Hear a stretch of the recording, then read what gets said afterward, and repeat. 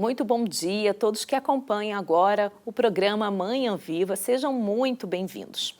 Como sempre, trazemos assuntos pertinentes para a nossa espiritualidade, para a nossa família e também para a nossa vida em sociedade. Por isso, hoje nós vamos tratar o tema Cada Vez Mais Gente na Rua.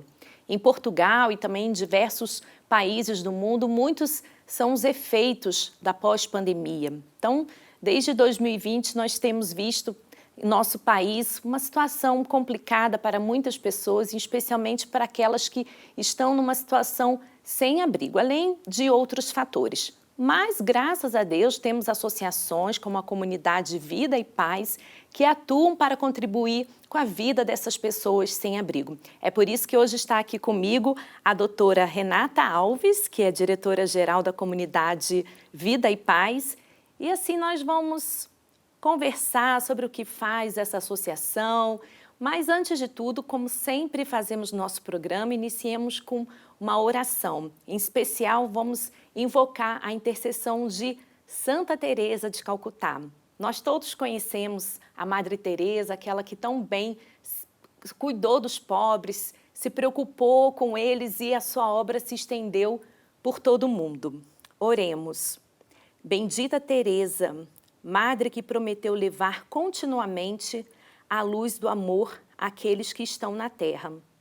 Ore por nós, que também desejamos satisfazer a sede de Jesus, amando-o ardentemente, dividindo os seus sofrimentos alegremente e servindo-o do fundo do coração, servindo a nossos irmãos e irmãs, especialmente aqueles que não são amados e queridos. Santa Teresa de Calcutá, rogai por nós. Mas peço licença para a doutora Renata esperar um pouquinho mais para iniciarmos a nossa entrevista, porque vamos assistir agora um vídeo do Santo Padre em que ele fala do exemplo de Madre Teresa de Calcutá, nesse cuidado com os pobres e nos estimulando também a seguir esses passos. Vamos assistir. Questi giorni di dolore, di tristezza, evidenziano tanti problemi nascosti. Su un giornale oggi c'è una foto che colpisce il cuore. Tanti senza tetto di una città sdraiati in un parcheggio, su un parcheggio, in osservazioni.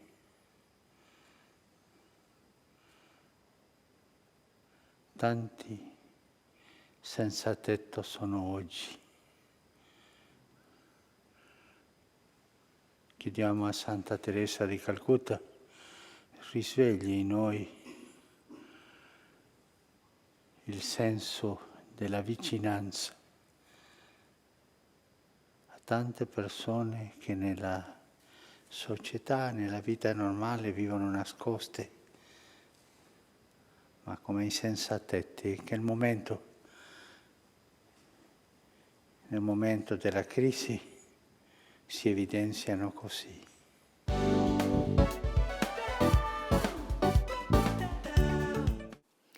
Uma realidade difícil, mas nós precisamos abordar para que desperte a consciência das pessoas, o coração, para também termos ajuda por todo lado, não é mesmo, doutora? Mais uma vez, seja muito bem-vinda. Então, a senhora poderia comentar um pouco sobre as palavras do Papa e também como é a sua atuação na comunidade Vida e Paz? Olá, muito bom dia. Nem de propósito, a Madre Teresa é a nossa padroeira. Portanto, olha, não sabia. Muito interessante. Estamos sempre inspirados na sua atuação. As palavras do Papa são de facto reais, na medida em que nós podemos hoje assistir a um aumento de pessoas que estão em situação de sem-abrigo, sobretudo na área da Grande Lisboa, porque é aí que nós, Comunidade Vida e Paz, atuamos no que diz respeito ao apoio prestado às pessoas em situação de sem-abrigo. E, de facto, tem existido aqui uma série de aspectos, todo o contexto que estamos a atravessar neste momento, desde a pandemia, como disse há pouco e bem, que tem contribuído, estes aspectos têm contribuído para que aumente o número de pessoas em situação de sem-abrigo e outros aspectos, portanto, que muitas das vezes contribuem para que as pessoas possam chegar a esta condição. Nós assistimos ao aumento de muitos migrantes, assistimos aqui a um aumento de pessoas a consumir substâncias psicoativas, a um aumento da doença mental e, para não falar também das famílias que estão em situação de grande vulnerabilidade e que, não estando exatamente na situação de sem-abrigo, estão em condições muito, muito frágeis e muito vulneráveis. E daí a nossa preocupação, não é? Porque, de facto, os números cada vez têm vindo a aumentar, ao invés de reduzir, e, sobretudo, quando vão existindo muitas medidas pelos poderes políticos, mas que não são suficientes. Se pensarmos exatamente no aumento do custo de vida, na ausência de habitação, é impossível que as pessoas consigam, de facto, ter acesso e ter uma melhor situação. Nós vamos, daqui a pouquinho, também aprofundar sobre os diversos motivos que levam a pessoa a estar em situação sem abrigo. Mas a senhora podia contar para nós como surgiu a comunidade Vida e Paz? Inicialmente, a senhora era diretora da comunidade terapêutica de Fátima, agora diretora-geral. Então, como foi também um pouco o seu percurso e também a história da comunidade em si? Muito bem. A comunidade Vida e Paz surgiu em 1989, portanto, na altura, através da ação de uma religiosa, a Irmã Maria Gonçalves, que juntamente com um grupo de outras pessoas que se juntavam para fazer as suas orações, consideraram que estavam a sentir-se interpelados e que tinham que fazer algo. A irmã passava muitas vezes pelo Jardim de Campo dos Mártires em Lisboa e apercebia-se que nos bancos dos jardins estavam muitas pessoas em situação de sem-abrigo. E ela dirigiu-se a essas pessoas para perceber o que é que as movia a estarem naquela situação. E foi tocada pela situação que cada um vivia e que estava a passar, e então começaram a surgir as primeiras respostas da comunidade Vida e Paz. A primeira resposta começou num autocarro da Carris, que foi cedido pela Carris, em que era prestado um acompanhamento, portanto, as pessoas eram atendidas, apresentavam as suas problemáticas, as suas necessidades, recebiam também alguns bens alimentares e alguma roupa, mas perceberam claramente que não era suficiente, porque muitas das pessoas apresentavam outras problemáticas, como as patologias de saúde mental, da área das adições, às drogas, e então foram criando as várias respostas que existem hoje na comunidade Vida e Paz. Portanto, neste momento, nós temos cerca de 20 respostas. Portanto, nós temos a nossa intervenção distribuída em 3 grandes eixos, desde o ir ao encontro e acolher as pessoas em situação de sem-abrigo, depois a reabilitação e o tratamento e, finalmente, a reinserção. No que diz respeito ao ir ao encontro, portanto, temos várias equipas de rua constituídas por voluntários, são cerca de 600 voluntários que contribuem, portanto, e colaboram com a comunidade Vida e Paz e que todos os dias se deslocam em 4 rotas diferentes na cidade, em Lisboa e também na Amadora, e que vão ao encontro das pessoas que estão em situação de sem-abrigo. O objetivo é, através da palavra, disponibilizando uma ceia, porque o nosso foco, a nossa missão não é dar refeições, mas sim prestar uma palavra amiga, permitir que as pessoas sintam e que estabeleçam uma relação de confiança e que sintam o desejo de mudar de vida. E a partir desta ação, pelos voluntários, depois as pessoas podem ser encaminhadas para as nossas respostas. Temos também uma equipa técnica de rua, aí composta por profissionais que atuam na zona central de Lisboa e que procuram acompanhar as pessoas no que diz respeito à resolução de muitos problemas, e o grande objetivo é para que, de facto, consigam sair da rua. Esta equipa está protocolada com a Câmara Municipal de Lisboa, que tem protocolos com outras instituições. Temos também um espaço aberto, portanto, é um centro de acolhimento que diariamente acolhe pessoas para que possam fazer a sua higiene, para que possam ter uma refeição e para que sejam atendidas por um profissional com o objetivo de definirem um projeto para a sua vida, que pode passar por serem encaminhadas para um centro de reabilitação ou tratamento ou serem ajudadas na procura de emprego, percebendo sempre quais são os motivos que fizeram com que estivessem na rua. Sim. E neste momento a comunidade Vida e Paz está em Lisboa, Fátima, e tem mais algum Sim. lugar? Temos também um centro de alojamento para pessoas em situação de sem-abrigo em Lisboa, que funciona para 40 pessoas, portanto, que podem estar ali a permanecer até um ano, acompanhados dos seus animais. Também podem estar casais, portanto, foi, digamos que, um dos centros que abrimos mais recentemente. Temos apartamentos de primeira linha para acolher pessoas que não estão há muito tempo na situação de sem-abrigo e que, quando são sinalizadas pelos parceiros, podem ser inseridas num apartamento e, através do acompanhamento técnico, conseguirem depois serem reintegradas. Depois, ao nível do tratamento, portanto, temos Fátima, que é uma comunidade terapêutica que funciona para 70 pessoas, portanto, homens. Nós não temos comunidades terapêuticas para mulheres ainda. Temos também na Venda do Pinheiro, uma comunidade terapêutica. Temos ainda 2 comunidades de inserção, portanto, uma na Venda do Pinheiro para 17 pessoas e uma em Sobral de Montagraça, mais propriamente na Sapataria, para 65 utentes. Portanto, estas respostas estão destinadas àquelas pessoas que já passaram por um programa terapêutico num centro de tratamento e que, na verdade, ainda não desenvolveram todas as suas competências e não estão ainda capazes de se autonomizarem e fazem depois um processo numa das comunidades de inserção. E depois temos apartamentos de reinserção, que vão desde Leiria, portanto, até Torres Vedras, Parede, Odivelas, portanto, tudo isto num conjunto dá as cerca de 20 respostas Programa que temos. bem extenso, muito bom. Mas antes de também voltarmos a falar um pouco mais sobre as respostas da comunidade Vida e Paz, seria interessante a gente comentar um pouco sobre o panorama atual das pessoas em situação sem abrigo. Quais os principais motivos que a comunidade reconhece para as pessoas estarem sem abrigo? Muito bem. Neste momento, para termos uma noção, no que diz respeito às equipas que estão a acompanhar as pessoas em situação de sem-abrigo, estamos a acompanhar na rua cerca de 470 pessoas. Nossa! Portanto, que estão distribuídas por mais de 100 pontos na cidade, em Lisboa e na Amadora. Há locais que nós conseguimos perceber claramente onde o fenómeno da toxicodependência tem vindo a desenvolver e por isso designamos que alguns casais ventosos estão novamente a surgir. Depois temos também locais onde percebemos que as tendas que as pessoas em situação de sem-abrigo colocam estão a aumentar e depois temos outros locais onde percebemos claramente que é devido à população migrante. Portanto, as razões pelas quais as pessoas estão neste momento na rua, pelo desemprego, porque não têm condições financeiras para suportar rendas elevadíssimas em Lisboa, não há habitação, como sabemos. Muitas das vezes as pessoas vêm para as grandes cidades, nomeadamente Lisboa, porque julgam encontrar melhores oportunidades e possibilidades e depois vêm ao engano.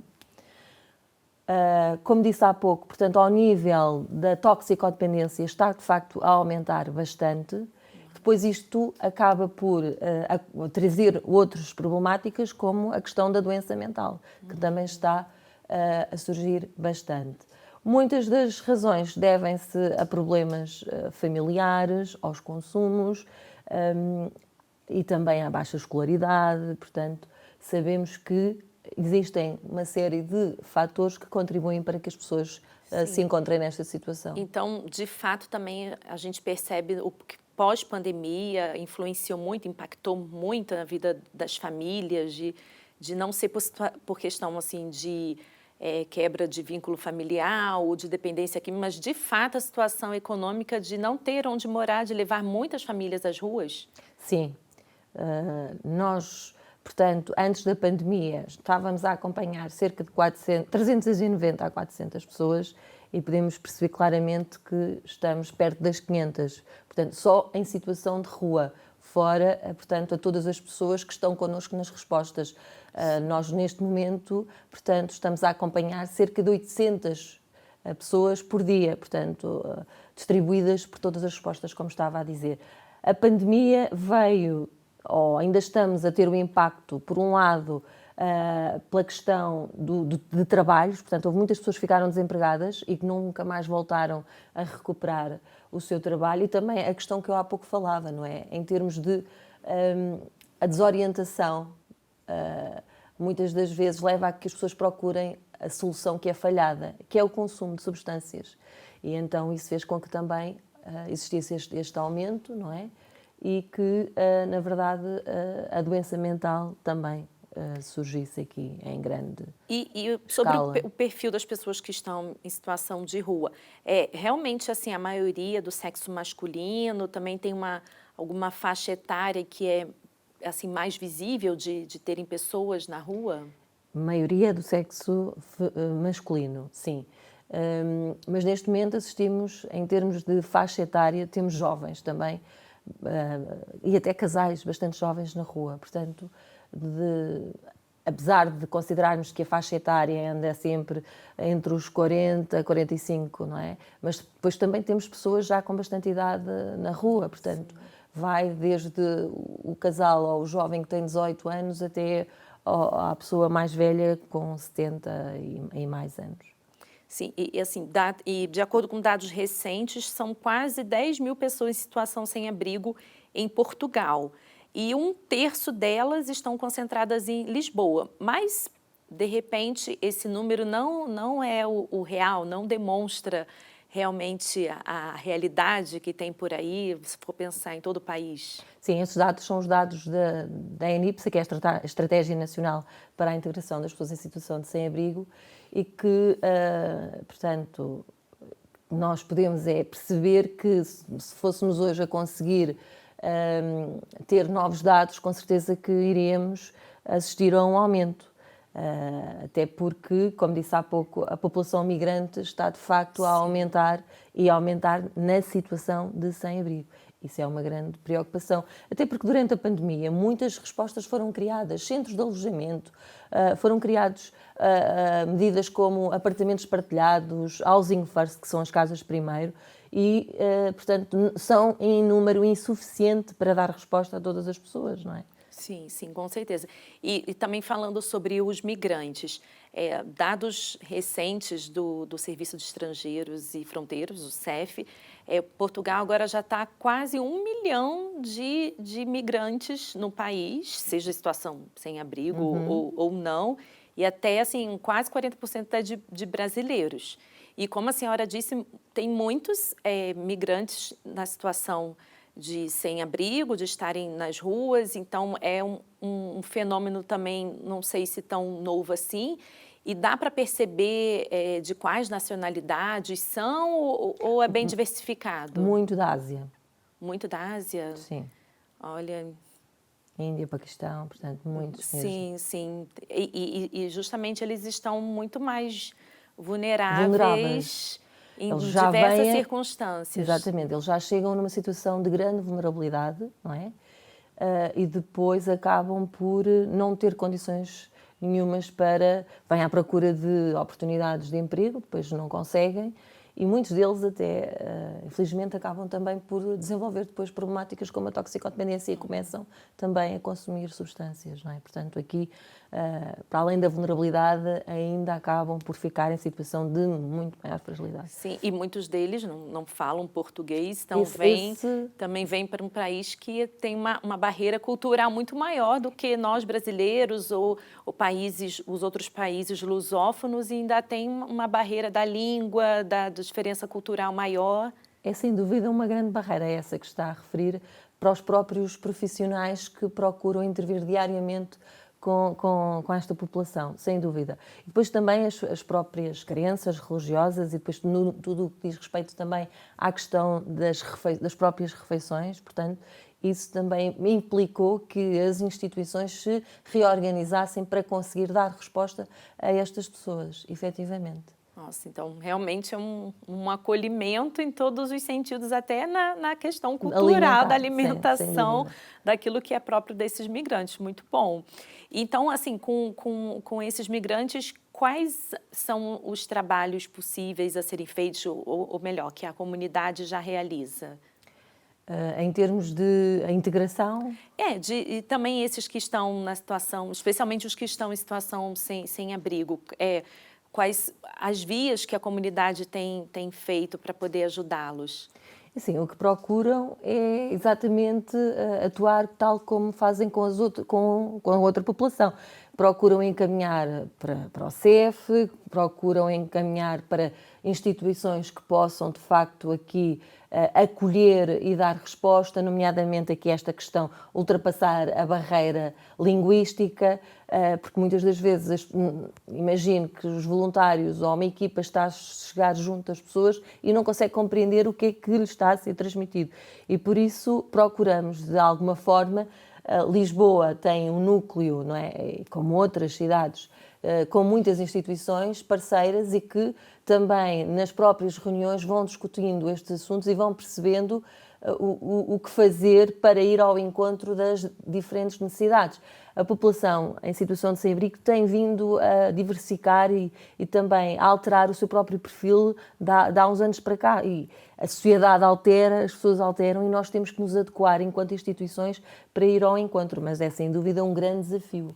Sim, e há pessoas, por acaso, assim, que escolhem ficar na rua e que preferem ficar na rua do que, de repente, voltar para a sua família? Existem situações assim? Sim, existem, sobretudo em pessoas que criaram uma ruptura com a própria família porque se encontram com consumos ativos, outras pessoas que, face à doença mental, não têm capacidade para tomar decisões mais ajustadas, logo optam por ficar na rua. Nós próprios temos muita dificuldade quando estamos a procurar motivar a pessoa para sair dessa situação e percebemos que a pessoa não quer, que temos respostas do género: eu prefiro estar na rua do que estar no centro, porque depois as pessoas também vão criando o seu próprio pensamento, a sua maneira de estar, portanto, a sua estrutura de personalidade acaba por ser uma estrutura muito defensiva e tudo o que possa ser uma ameaça à sua situação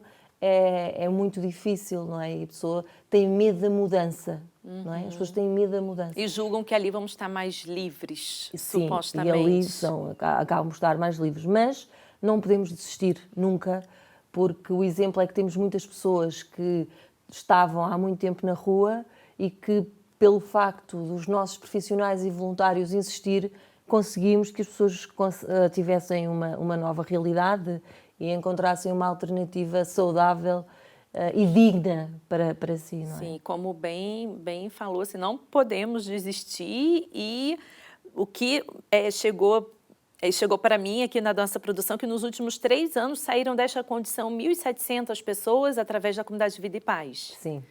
Muito bom.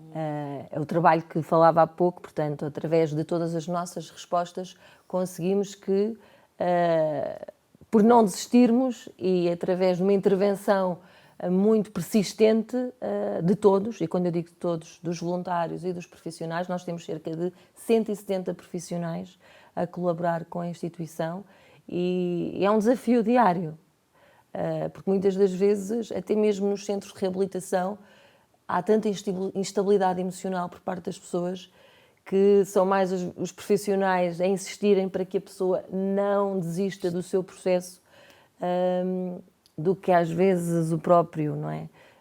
E conseguimos que não desista e conseguimos que termine e é muito, muito importante para nós conseguirmos perceber que a pessoa chegou ao fim, que restabeleceu a sua vida e que está reinserida e que está a trabalhar e isso é fantástico. Portanto, é isso que nos move diariamente. Sim, não é? Isso.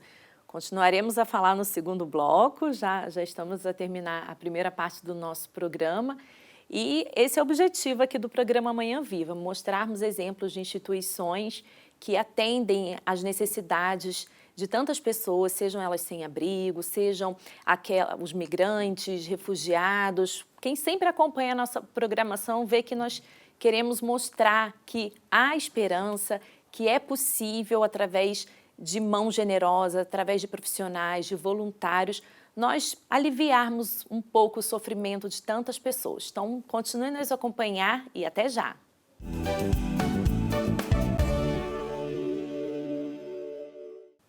Estamos de volta com o programa Manhã Viva e hoje num assunto que é difícil, triste, mas que deve nos envolver a todos.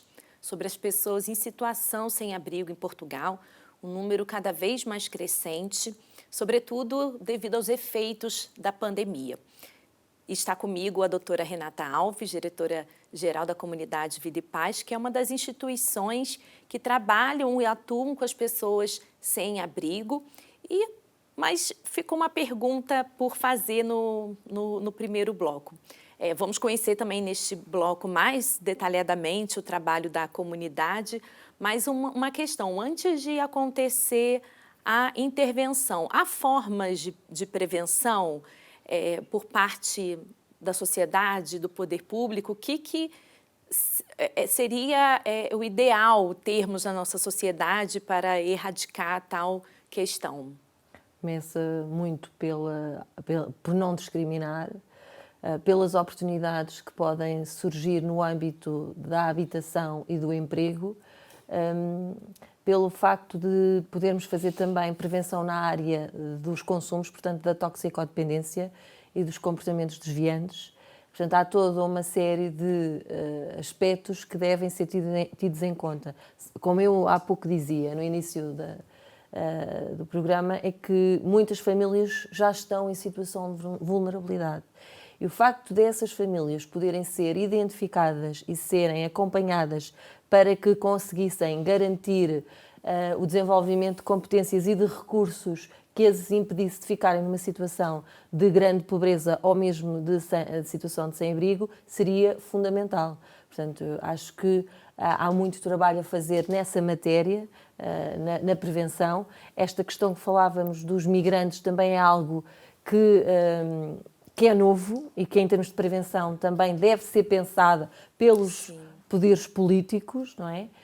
Por isso, sim, muito que se pode fazer nessa área. E no início a senhora falou uma coisa muito importante, né? Não haver discriminação, né? Por parte de todos nós, né? Isso me faz lembrar a parábola do bom samaritano, que ele era um samaritano, um estrangeiro. Passaram vários homens diante daquele que estava no chão, mas ele foi um estrangeiro que acolheu, né? Então, a gente buscar não ter esse olhar de indiferença, né? Mas todos nós nos sentirmos responsabilizados de alguma forma, não é mesmo? Sem dúvida. Toda a sociedade é responsável, quer pela situação em que as pessoas se encontram de grande fragilidade, quer pelo facto de poderem sair dessa situação, porque ainda assistimos a muitos preconceitos, não é? A muito apontar de dedos. Nós temos pessoas que se indignam bastante porque junto à entrada do seu prédio têm pessoas em situação de sem-abrigo. Eu percebo que não é agradável, mas também temos que nos focar nas soluções, em procurar soluções e não reforçar o problema.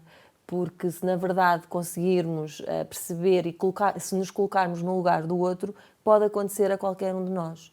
Qualquer um de nós pode passar por uma situação muito difícil e dolorosa na sua vida que implique que tenha que viver numa situação dessas, não é? E, portanto, tenho a certeza que todos deveriam ter um contributo, todos os cidadãos deveriam ter um contributo forte para contribuir para eu não digo a eliminação, porque isso é uma utopia, não é? É difícil, mas para tentarmos reduzir o número de pessoas nesta situação e para evitarmos que muitas possam vir a estar nela. E, de repente, o preconceito das pessoas também tem a ver de julgarem que os que estão em situação sem abrigo vão cometer atos de violência, vão cometer atos infracionais, de repente associam a isso e se de fato acontece de aqueles sem abrigo também acabarem cometendo algum ato infracional?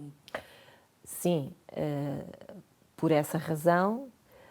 E também por acharem que muitas das vezes as pessoas estão na situação porque querem. É a vontade delas.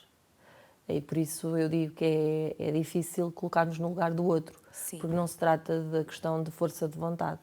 Trata-se de uma realidade, trata-se de problemáticas. É muito muitas mais das complexo. vezes, sem dúvida, o facto das pessoas não terem a capacidade de pensar e tomar decisões ajustadas e saudáveis e depois o facto de se verem numa situação de grande desespero e cometerem efetivamente comportamentos, e terem comportamentos desviantes, como roubos e outro tipo de crimes.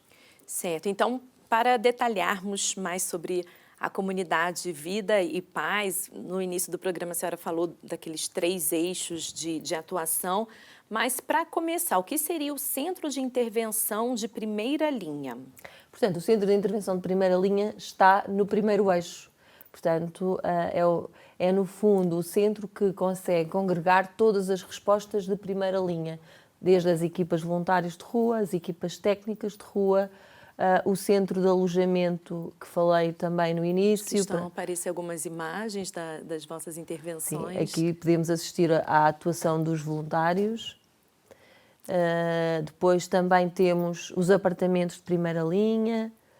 Recentemente tivemos que deixar de ter uma das respostas, porque também, enquanto instituição, também passamos algumas dificuldades, não é?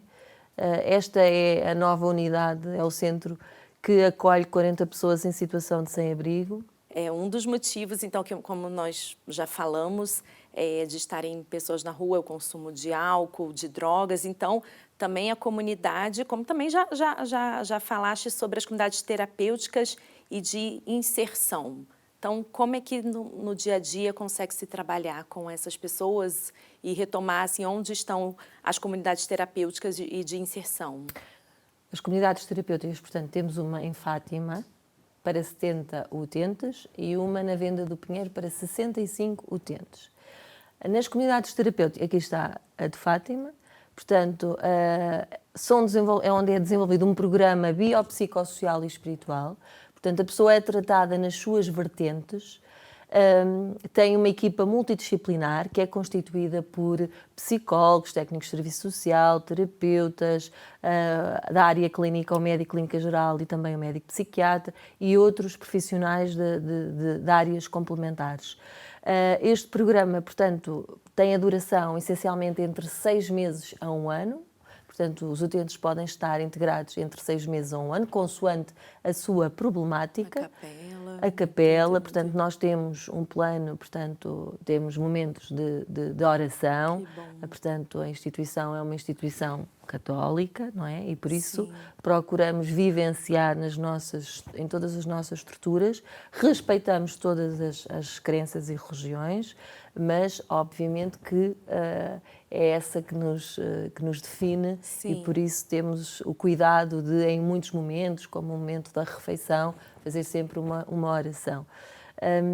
Estava a dizer, portanto, que as pessoas, o tratamento é faseado, portanto, numa fase inicial eles estão mais protegidos, cerca de 3 meses, porque percebemos claramente que estão mais frágeis e, portanto, também a vontade de poderem regressar à rua e voltar a consumir é muito maior. Mas à medida que vão avançando no seu programa de tratamento e que, de alguma forma, também eles têm um plano individual que é ajustado a cada um, portanto, a equipa tem que ajustar o programa e a intervenção a cada pessoa e, portanto, recebemos pessoas de todas as nacionalidades, com todas as vulnerabilidades. Numa fase final do tratamento, a pessoa começa a preparar a sua reinserção, a elaborar o currículo vitae, a preparar entrevistas de emprego e começa a desenhar um projeto de vida onde, portanto, refere onde é que pretende ficar reinserida. Se opta por uma das nossas respostas, um apartamento de reinserção, e pode ir para a Leiria, para a Venda do Pinheiro, para Torres Vedras, ou mesmo para a Parede e para Odivelas, que é onde temos os apartamentos de reinserção, ou pode optar por regressar à sua família ou encontrar um quarto ou uma habitação. E, portanto, a equipa apoia todos os utentes neste projeto de vida. No final, quando já estão reinseridos, fazemos questão que se mantenham ligados à comunidade, que mantenham o vínculo, porque isso é fundamental. E por isso assistíamos ali também ao momento em que há uma banda, sobretudo no centro de Fátima, foi criada uma banda, e neste momento há alguns que já estão a trabalhar e que já estão reinseridos, muitas das vezes vêm participar em eventos e vêm integrar a banda que foi constituída e que é sem dúvida um momento que têm de poder ter momentos lúdicos saudáveis e perceberem que podem estar sem consumir substâncias e podem divertir-se de forma bastante saudável. E nós vimos aí nas imagens também umas oficinas, também são oferecidos assim cursos técnicos, profissionalizantes? Sim, como complementariedade ao programa terapêutico, em todos os centros, sejam as comunidades terapêuticas, sejam as comunidades de inserção, temos oficinas de atividades. Aqui em Fátima temos, por exemplo, o artesanato, a eletrotecnia e a marcenaria, em que os utentes, ao fim de 3 meses, já são inseridos nestas oficinas. Procuramos que criem alguma proximidade à realidade do exterior e que criem hábitos de trabalho, assim como possam desenvolver mais competências e, sobretudo, técnicas. Alguns dos utentes acabam por vir a ser reinseridos nestas áreas que vieram a adquirir, onde adquiriram a aprendizagem. Temos também noutros centros, sobretudo nas quintas, temos a agricultura, temos as artes também, temos a carpintaria. Relativamente à agricultura é interessante porque a comunidade criou uma marca que são os frescos com vida, e onde vende os produtos hortícolas e as frutas que produzem nas quintas, portanto são cabazes, as pessoas podem adquiri-los através do site da instituição ou mesmo num local nestas 2 quintas, portanto é algo também interessante para que possam perceber que o trabalho que resulta, não é, portanto, da intervenção e da ação dos utentes depois pode chegar até às pessoas como forma de um cabaz. Sim, essas respostas de reinserção, eu percebo então que são importantíssimas, sobretudo para aquelas pessoas que não têm o apoio da família, não é mesmo? Estão numa comunidade terapêutica, por exemplo, e não têm o apoio da família, então acaba sendo fundamental ter essas respostas de reinserção. Sim, sem dúvida. Assistimos também a uma grande dificuldade, que é muitas das pessoas que não têm família e que já estão numa fase da vida em que não têm capacidades de autonomizarem, estão com idade ativa, ainda não podem ser inseridas em ERPs ou em lares e não têm a possibilidade de se reinserir sozinhas. Depois acabam por ficar connosco, porque não colocamos ninguém na rua, até conseguirmos encontrar uma resposta. Mas, efetivamente, há ausência deste tipo de respostas para as pessoas que, não tendo capacidade de se autonomizarem, também não têm família e o que é que lhes acontece, não é? Portanto, é algo que temos, de facto, batalhado, mesmo junto dos órgãos políticos e das entidades que nos tutelam, para que possam ser criadas outro tipo de respostas, não é? Certo. Porque assistimos a pessoas com problemáticas de alcoolismo ou de toxicodependência e que muitas das vezes já não estão capazes, porque ao nível da sua capacidade mental já desenvolveram doenças, não é? Do foro cognitivo e neurológico, e é muito difícil elas próprias conseguirem viver sozinhas. Ter uma autonomia, né? Vão ter que ter sempre uma rede. Sim. E agora, sobre as formas de contribuir. Nós temos aqui que há uma nova campanha solidária com o lema Alimente uma Volta, para continuarmos a levar um reforço alimentar, uma palavra amiga e um gesto de carinho, tratando as pessoas com a dignidade que lhes é inerente. Então, quem quiser contribuir, seja financeiramente ou com um trabalho voluntário, como é que pode fazer? Muito bem. Eu há pouco estava a dizer que a comunidade também tem passado por grandes dificuldades do ponto de vista financeiro. Sim, compreensível. Porque, por um lado, são mais as pessoas que temos de apoiar e, por outro lado, são menos os recursos que temos para as apoiar. Mais de 50% das receitas que nós temos provêm dos protocolos estabelecidos com a saúde e com a segurança social e também com os municípios. E é insuficiente conseguirmos manter toda a atividade na instituição apenas com estes protocolos. E por isso é que apelamos sempre aos nossos benfeitores para que nos ajudem a conseguir manter a nossa atuação num momento em que é tão necessária. Nós tivemos uma grande diminuição também no que diz respeito aos donativos em género e aos donativos em numerário, e isso cria grandes implicações para o dia-a-dia da instituição. E por isso lançámos esta campanha, porque a intervenção que fazemos todos os dias na rua, portanto, a todas as voltas que fazemos ao longo dos dias todos, não há nenhum dia que não vamos à rua no ano, precisamos de combustível para as viaturas, nós distribuímos uma ceia que é constituída por 2 pães e um iogurte, ou um sumo, ou um snack e tudo isso, ou um leite, e isso de facto é apenas, não há nenhum protocolo que apoie a comunidade para este fim e por isso necessitamos de estabelecer campanhas. E sobre as formas de voluntariado? Voluntariado é contactar e mesmo para apoiar é dirigirem-se ao site da comunidade Vida e Paz, portanto www.cvidaepaz.pt, e aí podem perceber como é que podem contribuir ajudando com géneros alimentares ao enumerário ou ajudando através de poderem vir a ser nossos voluntários. Certo.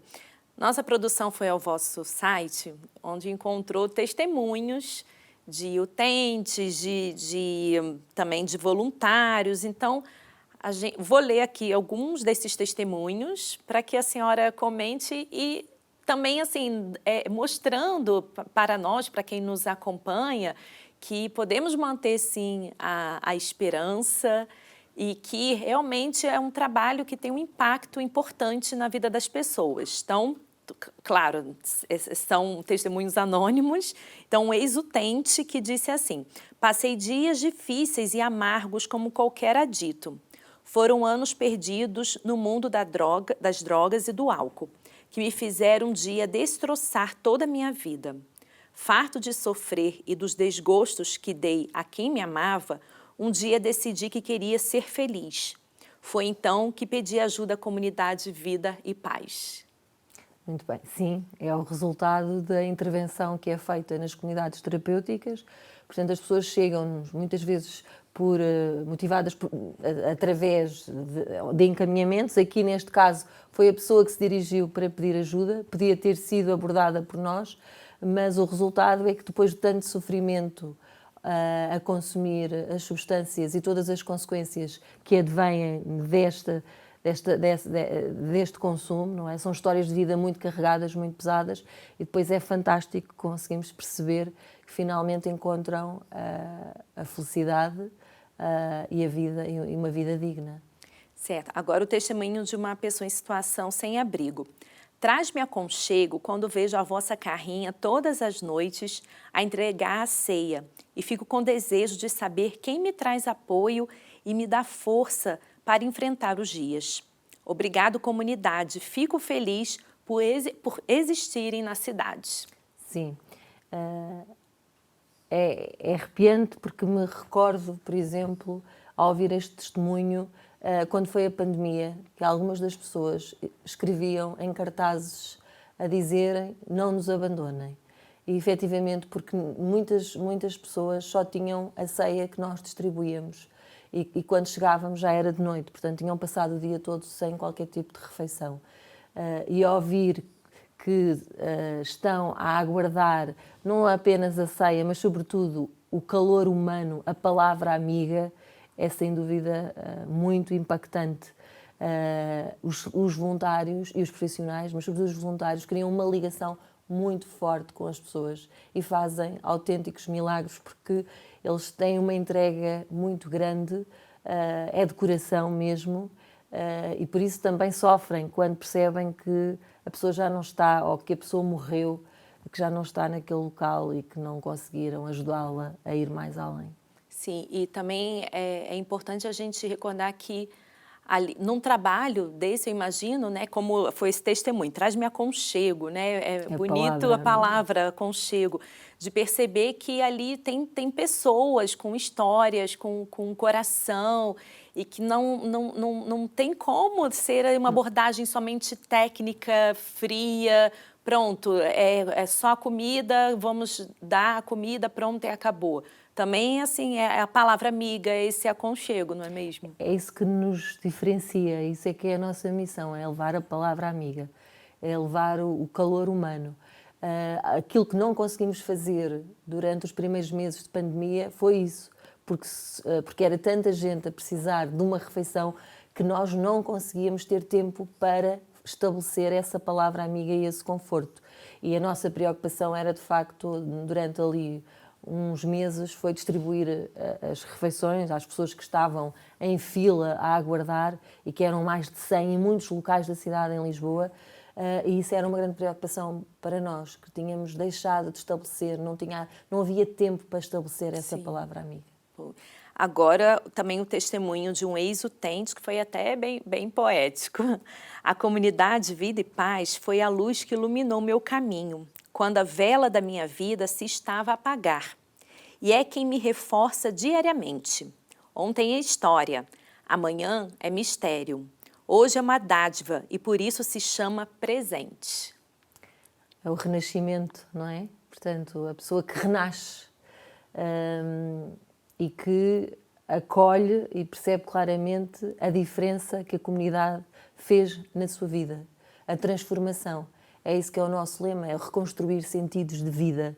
Muitas das vezes as pessoas não têm qualquer sentido e estavam mais perto do fim e quando percebem que existe o outro lado e conseguem muitas conquistas, é fantástico. Agora, a última frase de um voluntário. Confesso que fiquei impressionado pela vossa disponibilidade altruísta em querer ajudar aqueles que são vulgarmente desprezados e considerados como estando à margem do resto da sociedade. Ainda por mais quando muitas vezes a recompensa vem em forma de maltrato, desacato e reclamações.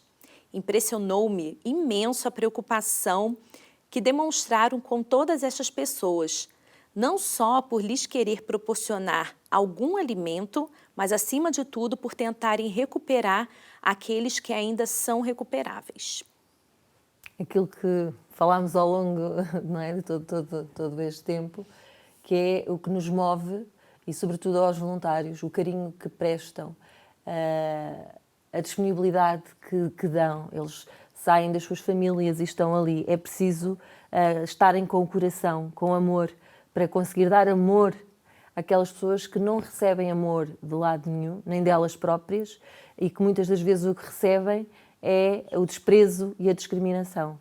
E isso é que, de facto, realça e reforça aquilo que a Comunidade Vida e Paz, pelas razões que surgiu, não é? E pelas razões que se mantém, que é poder fazer a diferença na vida das pessoas. Essas palavras desse voluntário me fez recordar que uma vez, com uma irmã, uma religiosa lá no Brasil, não me recordo qual congregação, mas elas atuam com migrantes e refugiados. Então, ela tinha o cuidado de falar que eram pessoas migrantes e refugiadas. Não a gente colocar assim num pacote só na massa, os migrantes e os refugiados. Da mesma forma, os sem-abrigo, né? A gente pensar que são... nunca esquecer que ali estão pessoas, ali estão seres humanos, como falamos há bocadinho, ali com as suas histórias, com os seus sofrimentos, com os seus desesperos, muitas vezes. Então, a gente, né, não colocar assim generalizado e penso que é o trabalho da comunidade, assim, também buscar ver cada indivíduo, não é mesmo? Sem dúvida, isso é importantíssimo e nós diariamente sentimos o dever também de dar consciência que a pessoa não é uma pessoa sem abrigo, é uma pessoa em situação sem abrigo. Melhor falando. A pessoa é muitas coisas, tem muito potencial, tem muitos talentos, tem muitas competências e tem grandes vulnerabilidades. Não podemos vê-la como o sem-abrigo.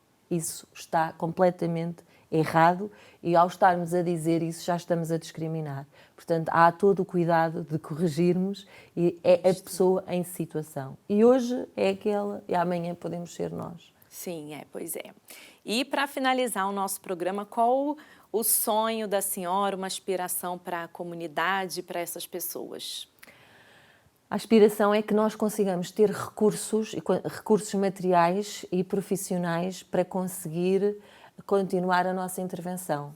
Preocupa-nos bastante se tivermos que deixar de ter algumas respostas e de conseguir levar a nossa missão avante e fazer a diferença na vida das pessoas.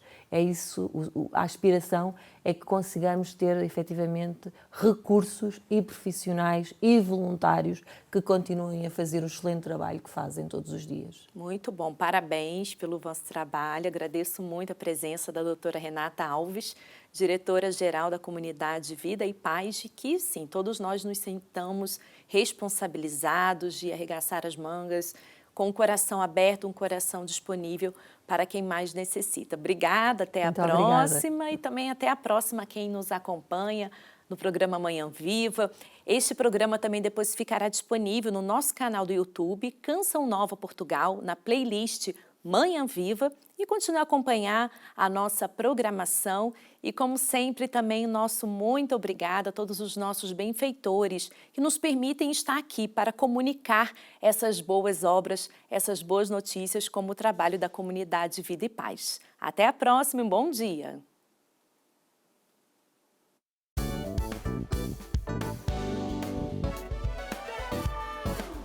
Se gostou deste programa, clica aqui na nossa playlist aqui em baixo para ver outros episódios. Se ainda não subscreveu o nosso canal do YouTube, faça-o já clicando neste botão aqui do lado e será logo o primeiro a saber todas as novidades.